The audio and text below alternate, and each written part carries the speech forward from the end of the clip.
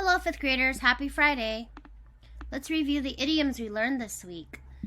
Let the cat out of the bag, to allow a secret to be known, usually without intending to reveal something either by accident or as a surprise. If someone is out cold, they are unconscious or sleeping very heavily. To pull the trigger means to make a final decision, to commit to a certain course of action. To say what's on your mind means that you are worried or concerned about something and you think about it a lot and maybe you just need to talk about it. Today's idiom is throw a curveball. Throw a curveball. So this term literally comes from baseball. So when the pitcher throws a ball, and they throw it in such a way that it curves, that's called a curveball. And sometimes that is tricky to, if you're the one who's batting, it might be tricky to hit the ball when the pitcher throws a curveball because of the way the ball curves. And so similarly, the same idea, figuratively, it means to surprise someone with something that is difficult or unpleasant to deal with. So like, as an example, it could be maybe your parents have a plan for the weekend and you're going to run some errands and get some food and whatnot, and maybe you're thrown a curveball when your car breaks down and you have to deal with getting it towed and fixed and you're kind of stuck. So that would be a curveball because it's difficult, it's unpleasant, nobody wants to be stuck somewhere or in a car that doesn't work. And so you're like, oh man, we had this whole great plan for the weekend, but we were thrown a curveball when our car broke down. So then your plans don't go as you wanted. Okay, now in our story, this idiom was on page 202. In The Watsons Go to Birmingham on page 202, Kenny says that Byron started throwing him curveballs, talking about how if Kenny hadn't been born, Joey wouldn't have left the church and followed him home. So after, when Kenny and Byron go to the bathroom and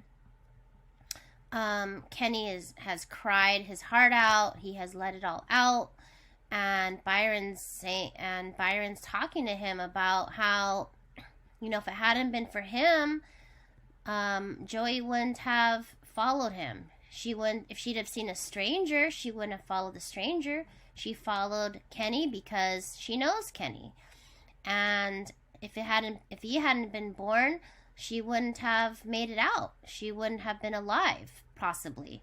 And he says, that he and Mama and Dad weren't brave to go into the church. They were on the outside.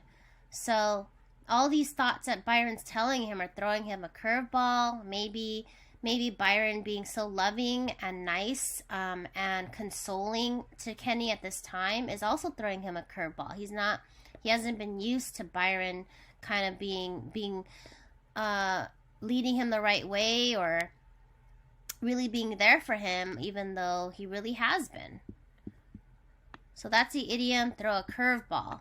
We have worked on the suffix "ly," which means characteristic of, manner of. We learned bravely, in a brave manner, boldly, in a bold manner, quickly, in a quick manner, and angrily, in an angry manner.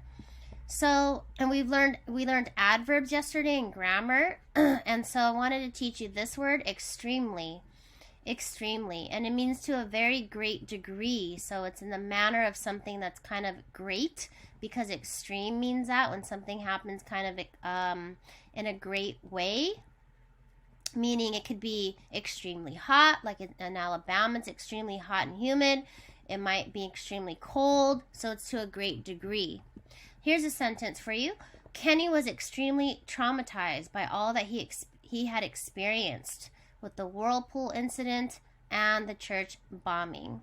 So as we saw in the last chapter of our novel, Kenny was, extremely traumatized. He didn't get to talk about his feelings.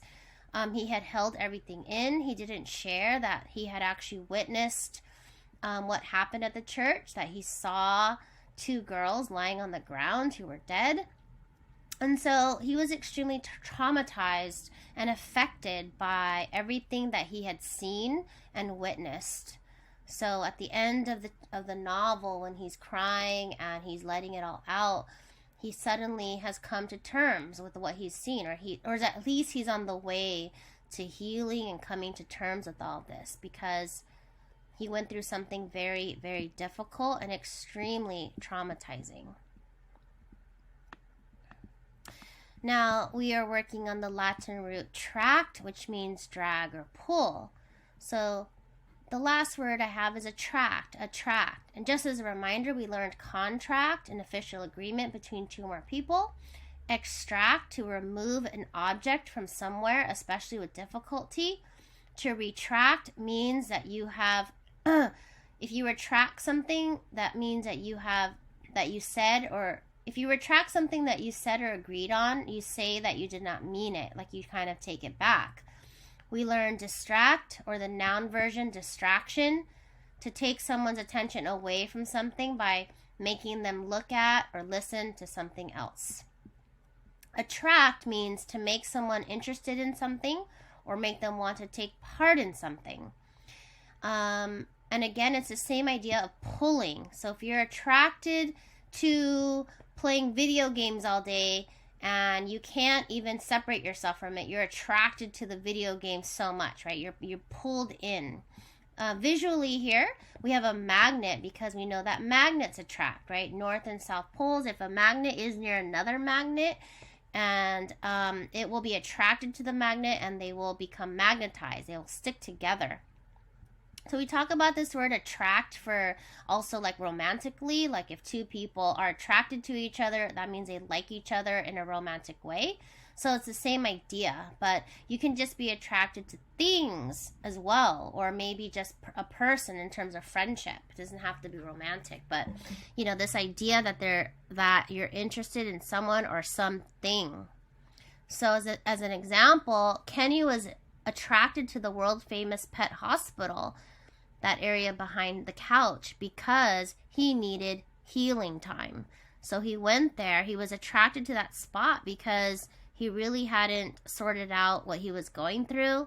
He didn't he went through that shocking and traumatizing experience, as I just said. So he needed to have a place to heal and figure out what was going on. And he was in shock. He didn't get to say, he didn't get to really process everything that had happened. And his parents didn't know that he was going through such a difficult time.